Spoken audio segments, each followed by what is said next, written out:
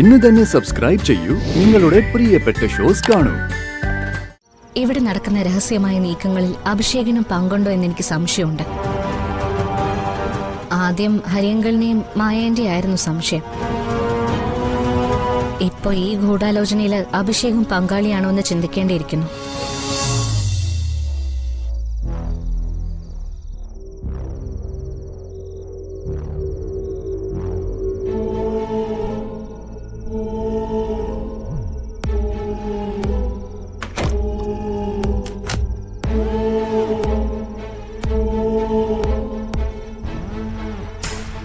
അച്ഛൻ എന്ത് വിട്ടിത്തുപോയി കാണിച്ചത്?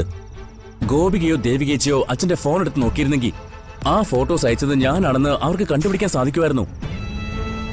അതോടെ നമ്മളാണ് ഈ ചതിക്ക് പുറകിലെന്ന് എല്ലാവർക്കും വ്യക്തമാവുമായിരുന്നു. എടാ, അത് പിന്നെ ഞാൻ വരുന്നതിന് മുൻപ് ഈ നാടകം ആരംഭിക്കാൻ അച്ഛനോട് ആരാ പറഞ്ഞത്?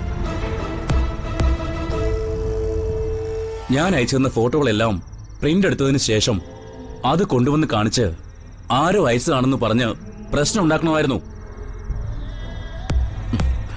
അങ്ങനെയാവുമ്പോ നമ്മുടെ പേരില് കുറ്റം ആരോപിക്കാൻ ആർക്കും സാധിക്കില്ല. ഇതിപ്പോ നമ്മുടെ പദ്ധതികളെല്ലാം തവിട് പൊടിയായി കഴിഞ്ഞു. ഇനി ഈ പ്ലാൻ വർക്കൗട്ട് ആക്കാൻ പറ്റില്ല.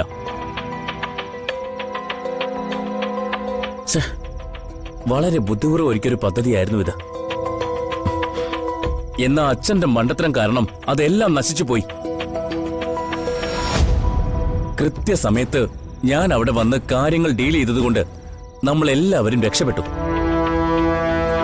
ഇല്ലെങ്കിൽ നമ്മൾ കുടുങ്ങിയനെ.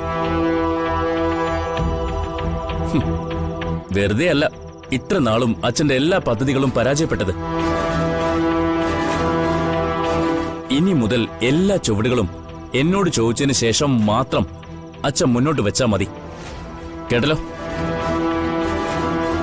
എന്തായാലും ദേവികയ്ക്കും ഗോപികയ്ക്കും മറ്റാർക്കും സംശയം തോന്നാത്ത വിധത്തിൽ അഭി കാണിച്ച പെർഫോമൻസ് ഉണ്ടല്ലോ, നിന്റെ ബുദ്ധിയുണ്ടല്ലോ, ആഭാരം തന്നെ.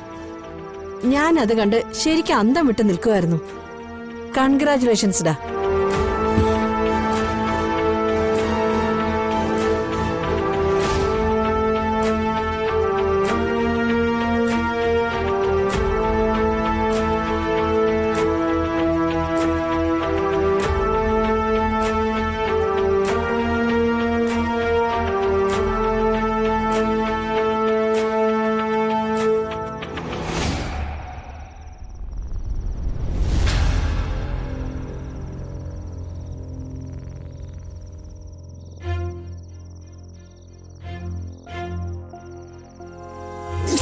നോക്ക്, നിന്റെ പ്രിയപ്പെട്ട മരുമകള് കാട്ടിക്കൂട്ടിയിരിക്കുന്ന ചെയ്തികള്.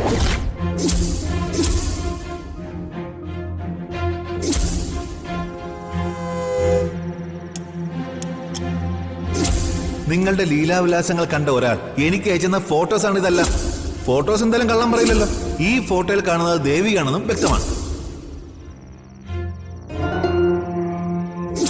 കയ്യിലുള്ള തെളിവുകൾ കൊണ്ട് അങ്കിളിന് എന്റെ ചോദ്യങ്ങൾക്ക് ഉത്തരം തരാൻ പറ്റുമോ? ആരാ അങ്കിൾ നീ ഫോട്ടോ അയച്ചു തന്നെന്ന്?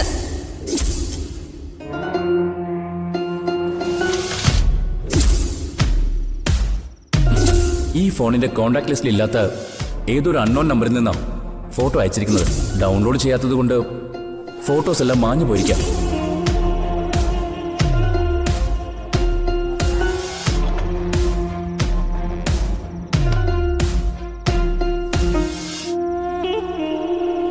ചേച്ചി ഇതുവരെ ഉറങ്ങിയില്ലേ?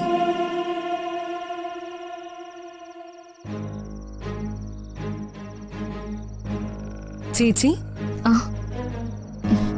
ചേച്ചി എന്താ ഉറങ്ങാത്തെ? അല്ല, എന്താ ഇവിടെ നിന്നിങ്ങനെ ചിന്തിക്കുന്നേ? രാവിലെ ഇവിടെ നടന്ന സംഭവങ്ങളെ കുറിച്ച് ഞാൻ ആലോചിക്കുകയായിരുന്നു. അത് ഇതുവരെ ചേച്ചി മറന്നില്ലേ? എങ്ങനെ മറക്കും?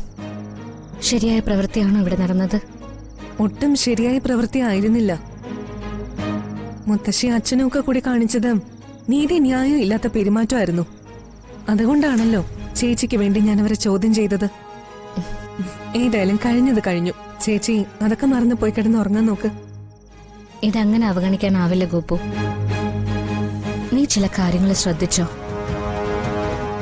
ഹരിയങ്കിൾ നേരിട്ട് ആ ഫോട്ടോകൾ കാണിച്ചുകൊണ്ടിരിക്കുമ്പോഴാ നീ അങ്കിളിനോട് ഫോൺ ആവശ്യപ്പെട്ടത്. അപ്പോഴാ പെട്ടെന്ന് അഭിഷേക് അവിടേക്ക് കയറി വന്നതും ഹരിയങ്കിളുടെ കയ്യിൽ നിന്നും ഫോൺ പിടിച്ചു വാങ്ങിയിട്ട് അതിലെ ഫോട്ടോകളെല്ലാം ഡിലീറ്റ് ആയി പോയി എന്ന് പറഞ്ഞതും. ഇത് വളരെ കൃത്യമായ ഇന്റൻഷനോടെ ചെയ്തതായിട്ടാ എനിക്ക് തോന്നുന്നത്.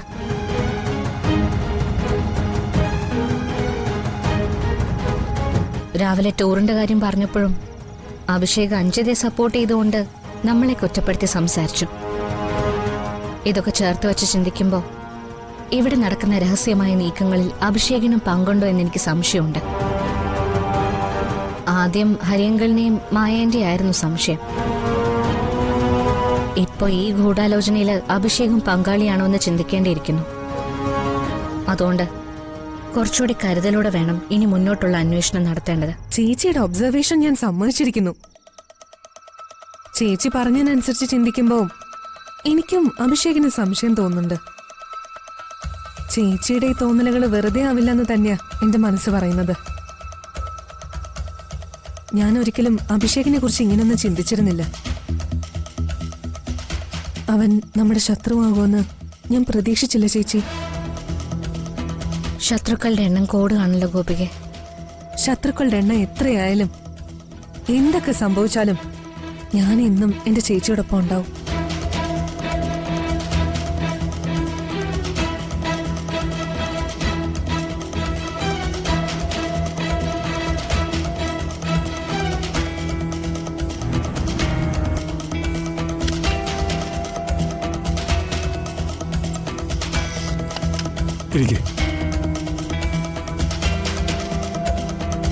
ജേക്കബേ, അനീഷേട്ടൻ ആവശ്യപ്പെട്ട ആ അഡ്വാൻസിങ് എടുത്തേ. സാർ അത് ആ എന്താടോ, എന്തു പറ്റി? സാർ, ഈ കമ്പനിയിലെ സാമ്പത്തികമായ എന്ത് ഇടപാടുകളും ദേവിക മേഡം അറിയാതെ, മാഡത്തിന്റെ അനുമതിയില്ലാതെ ഞങ്ങൾക്കാർക്കും ചെയ്യാൻ പറ്റില്ല സാർ. അതാണ് ഇപ്പോഴത്തെ ഉത്തരവ്. സാർ എന്നോട് ക്ഷമിക്കണം. എന്താടോ താനീ പറയുന്നത്? ഇന്നലെ വരെ നിയമം എങ്ങനെ ആയിരുന്നില്ലല്ലോ. ഇന്ന് ഈ പുതിയ നിയമം ആരാ കൊണ്ടുവന്നത്? ഇന്നലെ വരെ പണം സാങ്ഷനാക്കാനുള്ള അധികാരം എനിക്കായിരുന്നില്ലേ? പിന്നെ എങ്ങനെയാ എന്നോട് പോലും ചോദിക്കാതെ ഈ അധികാരം ദേവികേശ്വര കയ്യിലേക്ക് എത്തിയത്? എന്നെ അറിയിക്കാതെ ഈ പുതിയ നിയമം എങ്ങനെയാ വന്നത്? എനിക്കത് അറിയണം. അറിഞ്ഞേ തീരൂ. ഈ നിയമം കൊണ്ടുവന്നത് മഹാദേവൻ സാറാണ്. ഈ നിയമം കർശനമായി എല്ലാവരും പാലിക്കണമെന്നാണ് സാറ് പറഞ്ഞിരിക്കുന്നത്.